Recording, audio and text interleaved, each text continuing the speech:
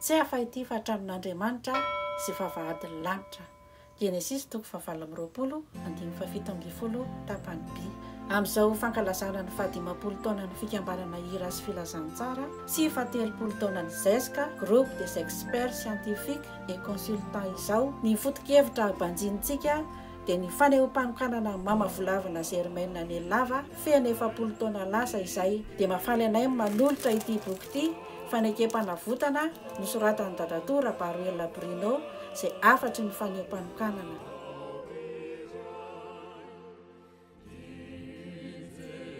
Ny fanehoam-panokanana asa voatendrin'Andriamanitra. Tamin'ny voalohany ny teny ary ny teny tao amin'Andriamanitra ary ny teny dia Andriamanitra. Izy dia tao amin'Andriamanitra tamin'ny voalohany. Izy no naharina ny zavatra rehetra. Ary raha tsy izy dia tsisy naharina izao zavatra ary izao na dia iray aza.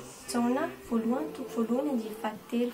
Ary Andriamanitra nanao hoe nisy mazava dia nisy mazava. Genesis 1:1-7. Anjevan'Andriamantsika ny zava-miafina fa antsika sy ny zanantsika mandrakizay kosa ny zavatra ambara ankatoavantsika ny teny rehetra amin'ity lalàna ity. Deutéronomie 7:20-7. Nomena antsika ny fanahin'ny masina mba matarantsika na dia nisana lalina izay an'Andriamanitra aza. Araka ny Korintiana 1:2-2. Tsy nafen'Andriamanitra antsika tokoa ny amin'ny famantarana, ny amin'ny fanehoam-panokanana, ny mpanompony mamavolavana Germaine Nelava fa notanterahiny. Ny tantara ankaramalaza ny toerana nilazan'i Jesosy tamin'ny mama ny amin'ny asa lehibe ho ataony momba azy. Ny toby 7 hektara kosa no nampahafantarana ny kariary sy nanatanterahana ny asa fanehoam-panokanana ny mamavolavana Germaine Nelava. Hatramin'ny taona 770 770 sy ny manaraka.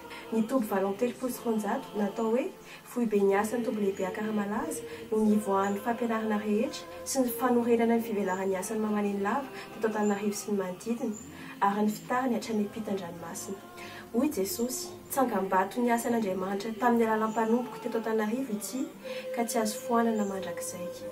Teny azo ny volana Jona 7 raha nifindra teny Ambohibon mama ka nanontany azy ny komity ny mpampianatra mpiandry. Toby 7 FLM 17 hektara raha tokony hifindra hiaraka aminy koa ny kilasy fiomanana amin'ny mpiandry. Toerana hiantsonto ireo olona hanao ny asan'ny mpiandry sy hitaizana maharitra ho amin'izany asa izany. Toerana fampiorenana amin'ny fototra mahafifoazana.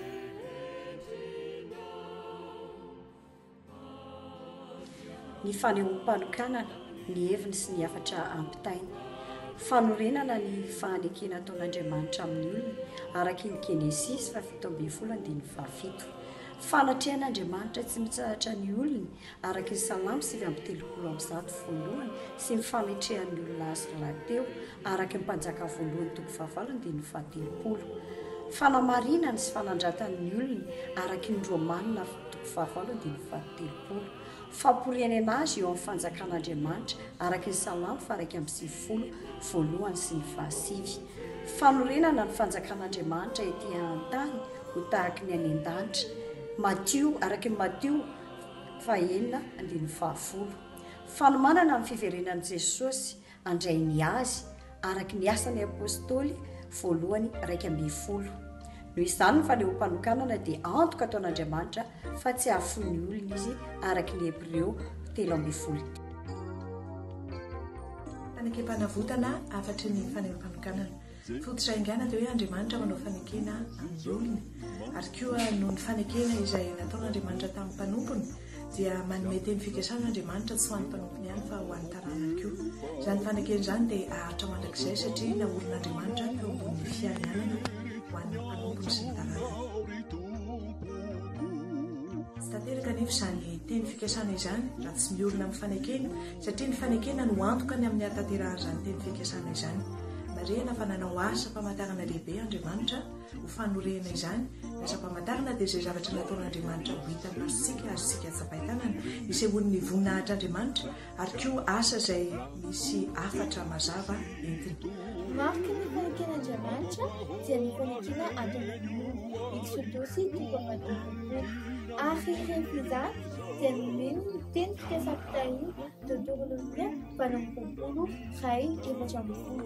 Tenin'i Jesosy, raha tanterahinao sy ny zanakao zanaky ny teny fikasana araka ny Isaia 4:3. Io asam-pamantarana lehibe io dia andresy mandrakizay ianareo. Apokalipsia 2:1. Ary hovoana manareo lanitra irotsany rano rapitaina tsy hitsatra. Deutéronomia 20:20. Antoka indrindra izay tena matanjaka izany ho an'ny olon'Andriamanitra izay miazona fanekena fa Andriamanitra tsy hafoy azy ary tsy hamela azy irery na hiady rery fa miady indrindra dia miandany aminy tokoa Andriamanitra ary mampandresy azy araka ny teny hoe Jehova hiado anareo fa ianareo kosa angina. Fiantohana tena feno izany araka ny tenin'Andriamanitra ao amin'ny Jeremia 1:9-3 manao hoe indro isolo vavanao aho amin'ny adinao rehetra ary anao famaliana ho anao. Lanitra misokatra ka tsisy anitsy. Apokalipsy 3:7. Firaisana ny ka mandrakizay tsy lenika intsony masoandronao ary ny volanao tsy tsoka fa Jehova no fanazavana anao mandrakizay. Isaia 10:20. Famantarana ny fividian'ny mpanompo ray aman-dreny. Deutéronomia 10:20. Fanekena satria efa nanaiky imamo. Ny tenako no nianianako hoy Jehova satria nanao izany zavatra izany ianao. Ka tsy miaro ny mpinsanakao ilailay tokanao dia hitahinao tokoa aho ary amaro dia amaro ny taranakao ho tahaka ny kintana eny amin'ny lanitra sy ho tahaka ny fasika izay any amoron-dranomasina. Ary ny taranakao nahazo ny vavadin'ny fahavalony ary ny taranakao no hitahinany firenena rehetra ambony tany satria nanaiky ny teniko ianao. Genesisy 20:40.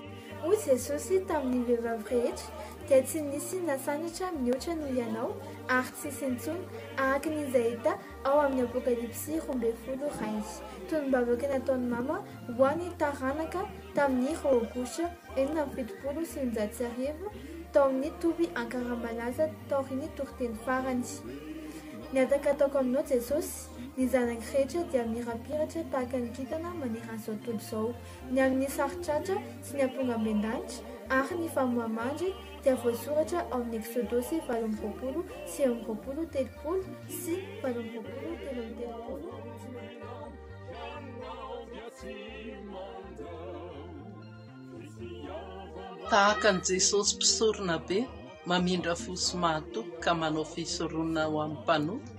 Romanina 4:30 dia tendreny koa ny mpanompo mba iray fisoronana aminy. Hoy izy, izao kosa milaza aminareo hoe tiava ny fahavalonareo ary mivavah ho an'izay manenjika anareo. Matio 10:7. Misaora izay manozona anareo ary mivavah ho an'izay manisy ratsy anareo. Luka 9:20.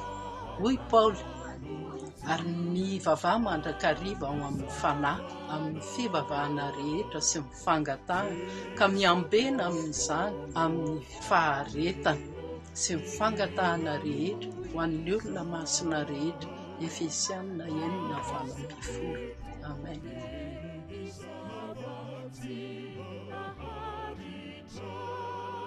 Fizarana fahenina ny firaisana antoka amin'ny ray aman-dreny, ny teny fikasana nanaovana fanekena. Ny teny fikasana dia teny fanomezan-toky izay omeny tompo, fanambarana manokana manjary azy. Fa ny mahery indrindra sady fotra iorenany fanambarana rehetra dia ny soratra masina ireriany. Ny teny ho an'ny zanaka rehetra. Voalohany Deutéronomia 10:7-10. Indro anjeovan'Andriamanitra ao ny lanitra sy ny lanitra ny lanitra ary ny tany hibaby izay rehetra eo aminy. Kanefa ny razanao no niraketany fitiavan'i Jehova ka nifidy anareo zanany mandinika azy izy mihoatra noho ny firenena rehetra tahaka ny amin'izao anio izao. Faharoa Isaia 50:20. Raha izao dia izao ny fanekeko aminy hoy Jehova. Ny fanahyko izay nataoko teo aminao sy ny teniko izay nataoko teo ambavanao dia tsy hiala vavanao na mivavany taranakao na mivavany taranaky ny taranakao hatramin'izao ka ho mandrakizay hoy Jehova. Fahatelo, ny zanako rehetra dia samy ho fanampianarin'i Jehovah ary ho be ny fiadananjanakao. Jesosy eo aminy sy miresaka aminy mandrakariva. Miantoka ny fanekena mandrakizay. Iza no manaiky hiantoka mandrakizay ny fanekena. Andriamanitra ilay tompony tompo, mpanjaka ny mpanjaka, mandrafitra ny tantara rehetra ho matsy anio ary mandrakizay, ilay manambara ny tenany hoe izaho izay izy. Ho an'izy no fanekena mandrakizay io, ho an'ny olom-bafidiny sy ny taranany izay mino azy. Ny fitiavany no nanomezany fanekena io, nataony sy ho feheziny tamin'ny ran'i Jesosy Kristy, manorona ny fanekeny mandrakizay. Ny fisandratana mandrakizay. Ny mpanota fanakanalam-baraka dia notendreny ho fanako miboninahitra araka ny 2 Timoty 2:2. Isaia 4:4. Aza matahotra fa tsy homenatra ianao, ary aza mangahiahy fa tsy ampiarahako baraky ianao, fa ho adininao ny endritry ny fahatanranao, ary tsy ho tsaronao intsony ny tondromasonao fony mpitondra teny. Romanina 7:3. Ary izay notendreny no nantsony koa, ary izay nantsony no nohamarininy koa, ary izay nohamarininy no nomeny voninahitra koa. Efesiana 10:7. Ianareo lehilahy tiava ny vadinareo tahaka ny tiavan'i Kristy ny fiangonana, ka nandrora ny tenany hamonjy azy. Mba hamasina azy amin'ny ainy ampivoany azy amin'ny raha fanasana amin'ny teny, mba ho raisinoa ny tenany izany ho fiangonana malaza, tsy misy pentimpentina na fiketronana na izay toy izany, fa mba ho marina sady tsy misy tsiny izy. Fa ny fisandratan'ny olon'Andriamanitra dia ny fisandratan'ny tompony eo aminy sady fanandratana azy. Salamo 10:1. Ny fanekempanavotana afatra ny fanehoam-panokanana. Ny fanehoam-panokanana fanehoana ny voninahitr'Andriamanitra dia ny fahalebiazany, ny fahamasinany, ny fahamarinany. Ianao tomponay sy Andriamanitray no mendrika andray ny voninahitra sy ny haja ary ny hery, fa ianao no nampisy ny zavatra rehetra ary no ny sitraponao na nisy nahary azy. Apokalipsy 4:20. Amen. Fanehoam-panokanana fanehoana ny fitiavan'Andriamanitra sy ny fanondram-pony, ny fanavotana ny tongotra. Izy no ananantsika fanavotana dia ny famelana ny helitsika. Kolosianina 2:4. Ny fanehoam-panokanana fitsarana mialohan'ny fitsarana farany, araka ny teny fanambarana voaray tamin'ny alalan'ny mpanompon'Andriamanitra dia fizahan-toetra ny finoana raha kapoka dia fanomanana ny fiverenan'i Jesosy, koa hitafidy Jesosy Kristy ho avy izy hakany fiangonany. Amenna. Avia Jesosy tompo. Dia mirana ny tavy sy mitsekindray ny vavy hoapio androlafy, ka ny hazy ny mpisava satria tonga ny mazava anamboatra ny efa lava, ampivety lalandava filerana amin'ny avy, fa miazona lavina tritrika ravoravo noho ny toko-pamonjena sarobidy izay omena tsy vinety volamena. Dia ny fitiavan'Andriamanitra lehibe tsy hita faritra, soa indrindra feno hanitra, ho an'ny ela efa niaritra, fanomezan-tsonon'andra manambara. Tonga ny ando ny maraina, ampangina ny tarainy ranomaso ferinaina, no ny ankaso ny setraina, tolona tanatin'ny alina, fahoriana tena lana. Fa niovo fifaliana sy nanjary fiodiana, lay fiareta am-pioriana, ny sotrona izay tsy tiana dia ny afero mpangidiana, fahafatesana metiana. Masoandro naina vao no niposaka hatrizao, mba hamelona hanavao ny fotrotraka sy lao, ampitraka ampijoro ny maratra tolotolo.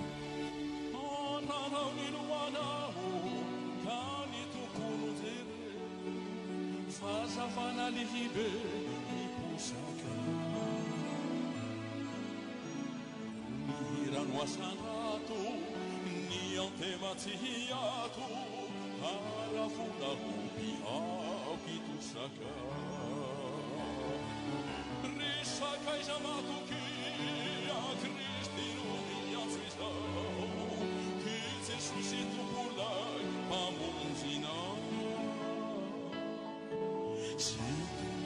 fareny fiadanana homeny tieno eny fazava